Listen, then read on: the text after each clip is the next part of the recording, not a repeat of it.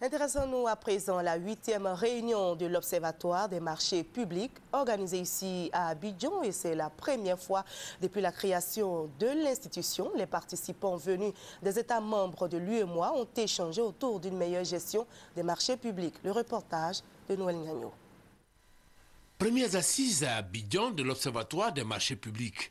Mais 8e rencontre depuis la mise en œuvre des dispositions séparant les fonctions de contrôle et de régulation de la demande publique. Il s'est agi pour les participants de voir ensemble l'évolution de la réforme, partager les expériences, cibler les points de blocage sur 4 jours. Dans notre espace devrait être harmonisé.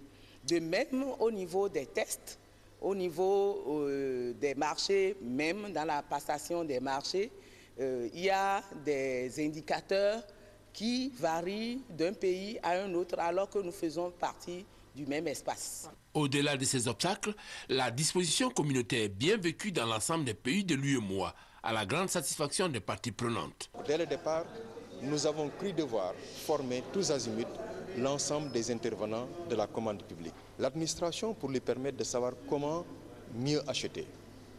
Le secteur privé pour savoir comment soumissionner et être efficace et être concurrentiel quand on soumissionne.